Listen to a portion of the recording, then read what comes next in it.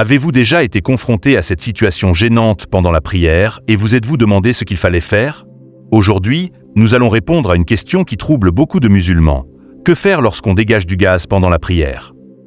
C'est un sujet qui peut susciter de la gêne, mais il est essentiel de connaître les règles et les enseignements islamiques pour y faire face de manière appropriée. La prière, en tant que pilier fondamental de notre foi, doit être effectuée dans les meilleures conditions possibles, et il est normal d'avoir des interrogations concernant ce genre de situation. Dans cette vidéo, nous allons expliquer, avec des références claires et des conseils pratiques, la façon dont un musulman doit réagir si cela se produit pendant la prière, tout en restant fidèle aux enseignements du prophète, paix et bénédiction sur lui, et à la jurisprudence islamique. Restons sereins et analysons cette situation avec calme et connaissance. Tout d'abord, il est important de comprendre que l'islam reconnaît pleinement notre humanité, avec ses imperfections et ses besoins naturels. Allah, dans sa sagesse infinie, sait que nous sommes des créatures vulnérables, soumises à des réalités physiques et biologiques. En effet, l'islam ne nous impose pas une perfection irréaliste, mais nous guide dans la gestion de nos actes et comportements dans le respect des règles divines. Parmi ces réalités humaines, les besoins naturels comme la digestion ou les gaz sont inévitables et peuvent parfois perturber même les moments les plus importants, comme la prière. Ainsi, il est tout à fait possible que des gaz se dégagent involontairement pendant la prière, ce qui peut rendre la situation gênante pour celui qui prie. Mais alors, que dit l'islam dans ce genre de situation? Est-ce que cela annule automatiquement notre prière? Faut-il immédiatement recommencer tout depuis le début? C'est une question fréquente parmi les croyants, et il est essentiel de comprendre les règles établies par la jurisprudence islamique pour ne pas tomber dans la confusion ou la panique. Heureusement, l'islam a prévu des réponses précises à ces préoccupations. Nous allons donc aborder ces points en éclaircissant les critères exacts qui déterminent si la prière est invalide ou non et quelles sont les actions à entreprendre si une telle situation se présente. Grâce à cette compréhension, nous serons mieux armés pour vivre notre foi avec sérénité et confiance, même face à des moments imprévus comme celui-ci. Selon les enseignements de l'islam, certains actes peuvent effectivement annuler ou invalider la prière, car ils vont à l'encontre de l'état de concentration et de pureté requis pour accomplir la prière correctement. Parmi ces actes, on trouve parler intentionnellement. Lorsque l'on parle de manière délibérée pendant la prière, que ce soit pour discuter ou prononcer des mots en dehors des invocations et paroles prescrites dans la prière, cela annule la prière. La prière doit être une forme de dévotion et de communication avec Allah, et toute interruption verbale non liée à la prière perturbe cette connexion spirituelle. Manger ou boire. Manger ou boire pendant la prière est également considéré comme un acte qui annule la prière. Cela est dû au fait que ces actions sont des besoins physiques qui nous détournent de notre but spirituel et de notre focus sur Allah pendant l'accomplissement de la prière. Se bouger excessivement ou de manière intentionnelle. Les mouvements excessifs ou inutiles pendant la prière, comme le fait de se déplacer de manière délibérée pour des raisons autres que celles requises par la prière, par exemple, ajuster ses vêtements ou regarder autour de soi, peuvent également annuler la prière. L'objectif est de maintenir une concentration maximale et une dévotion à Allah, sans distraction. Mais qu'en est-il de dégager du gaz pendant la prière? Cette situation est un peu différente, car contrairement aux actes mentionnés précédemment, qui sont des actions délibérées et conscientes, le fait de dégager du gaz est un acte involontaire. Cela pourrait perturber la prière en termes de pureté, car l'islam insiste sur la nécessité d'être en état de pureté, wudu, pour effectuer la prière.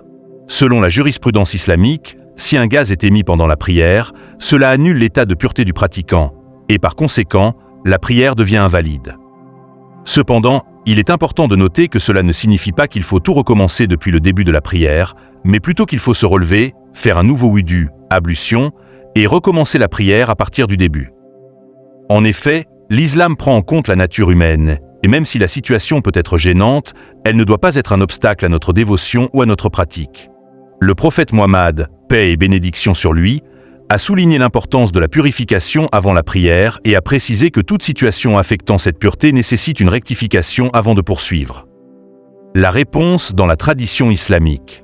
Dans la tradition islamique, les savants musulmans sont unanimes sur un point essentiel. Si un gaz s'échappe pendant la prière, cela annule l'acte de prier, car cela rompt l'état de pureté nécessaire à la validité de la prière. En effet, l'islam accorde une importance capitale à la purification du corps et de l'esprit avant de se tenir devant Allah.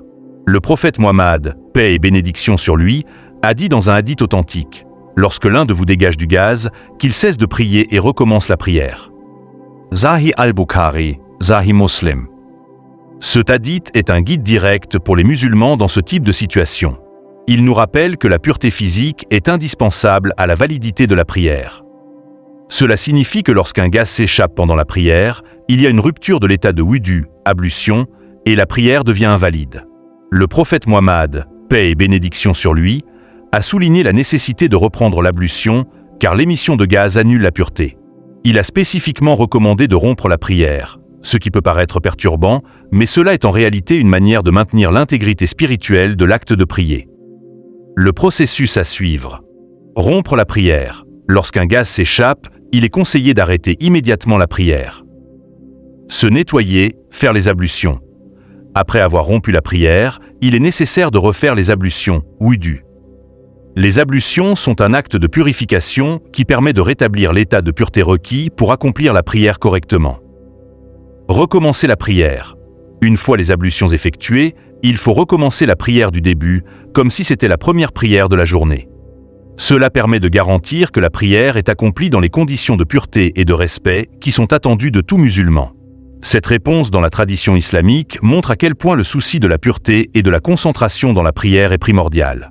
Cela nous aide à garder une pratique spirituelle saine et respectueuse des enseignements du prophète, paix et bénédiction sur lui. Ainsi, bien que la situation puisse être gênante, il est crucial de rester serein et de suivre les recommandations de la tradition pour maintenir la qualité de notre adoration. L'islam est une religion qui comprend la nature humaine et guide les croyants à travers des pratiques qui favorisent leur bien-être spirituel, même face à des situations inattendues comme celle-ci. Pour réagir concrètement dans une situation où l'on rencontre un problème pendant la prière en islam, voici les étapes à suivre avec des explications claires pour chaque action. Arrêtez immédiatement la prière. Dès que vous constatez un incident qui invalide votre état de purification, comme une rupture des ablutions ou un autre problème, il est important de mettre fin à la prière immédiatement. Cela permet de respecter l'intégrité du rituel et d'éviter toute faute supplémentaire. Faire les ablutions.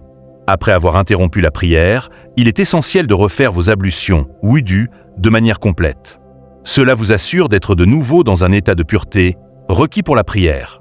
L'ablution consiste à se laver certaines parties du corps comme les mains, le visage, les bras, les pieds, et à nettoyer la bouche et les narines, en suivant la méthode prescrite par la tradition islamique. Recommencez la prière. Une fois que vous êtes dans un état de purification, vous pouvez recommencer la prière. Assurez-vous que votre intention est claire et que vous êtes prêt à accomplir le rituel de manière concentrée et respectueuse. Il est crucial de comprendre que ce genre de situation fait partie de la nature humaine et que l'islam ne cherche pas à rendre la pratique religieuse difficile. Au contraire, l'islam nous enseigne la facilité et nous rappelle que tout le cheminement, même les erreurs et les oublis, fait partie de notre purification spirituelle. Il n'y a aucune honte à devoir interrompre la prière ou à faire une pause pour refaire les ablutions, car cela fait partie du processus d'apprentissage et de purification. Dans ces moments-là, l'attitude à adopter est celle de la sérénité et de la patience. L'important est de rester humble et conscient que le but ultime de la prière est de se rapprocher de Dieu dans un état de pureté physique et spirituelle. Si vous êtes préoccupé par l'impact de certains aliments sur votre prière, il peut être utile de prêter attention à ce que vous mangez avant de prier. Certains aliments, notamment ceux qui sont riches en fibres ou en graisses, peuvent entraîner des ballonnements ou des gaz, ce qui peut perturber vos ablutions ou rendre la prière inconfortable. Pour éviter ce genre de situation, voici quelques conseils pratiques. Choisissez des repas légers avant la prière. Privilégiez des repas légers et faciles à digérer, comme des légumes cuits, des fruits frais, du riz ou des protéines maigres. Ces aliments ont tendance à être moins lourds sur l'estomac et causent moins de ballonnements. Évitez les aliments riches en graisse et en sucre. Les aliments riches en graisse, comme les fritures ou les plats lourds, ainsi que ceux riches en sucre, peuvent ralentir la digestion et entraîner une sensation de lourdeur, ce qui peut rendre difficile la concentration pendant la prière. Limitez leur consommation avant la prière. Modérez la consommation de légumineuses et d'aliments riches en fibres. Bien que les légumineuses, haricots, lentilles, pois soient très nutritives, elles peuvent provoquer des gaz et des ballonnements chez certaines personnes. Si vous êtes sensible à ce genre d'aliments, essayez de les consommer avec modération avant de prier. Hydratez-vous correctement. Il est essentiel de boire suffisamment d'eau pour éviter la déshydratation, mais il est préférable de ne pas boire en excès juste avant la prière pour éviter les interruptions inutiles. Acceptez les imperfections humaines. Cependant, il est crucial de comprendre que l'islam reconnaît la nature humaine, et ses imperfections, telles que les ballonnements ou les gaz, font partie de notre quotidien. Il n'est pas nécessaire de se sentir honteux ou frustré lorsque ces situations surviennent. L'islam enseigne que la perfection appartient à Dieu, et en tant qu'humains, nous sommes destinés à faire face à des défis, même dans nos pratiques religieuses. L'essentiel est de rester calme, de ne pas se laisser submerger par l'anxiété ou la gêne, et de comprendre que ces situations sont temporaires et font partie de la vie. Si une gêne survient pendant la prière, vous pouvez toujours suivre les étapes appropriées, comme faire une pause pour refaire les ablutions et reprendre la prière lorsque vous êtes dans un état de pureté. L'important est de garder une attitude positive et de se concentrer sur l'objectif spirituel de la prière, qui est de se rapprocher de Dieu. En fin de compte, l'islam met l'accent sur la sincérité, la patience et la persévérance. Acceptez vos imperfections et sachez que Dieu est miséricordieux et compréhensif envers toutes vos difficultés, aussi petites soient-elles. Ô Allah, toi qui es le miséricordieux, le Tout-Puissant, accorde-nous la patience dans nos moments de difficulté et aide-nous à accomplir nos prières dans la pureté et la tranquillité d'esprit. Pardonne nos erreurs et nos imperfections et guide-nous sur le droit chemin. Accorde-nous la force de rester calme et serein face à l'adversité et accepte nos efforts, même quand ils sont incomplets. Ô Allah, purifie nos cœurs et nos corps et fais de nous des serviteurs qui se rapprochent de toi à travers la sincérité, la patience et la foi. Nous plaçons notre confiance en toi et cherchons ta miséricorde dans chaque moment de notre vie. Amen.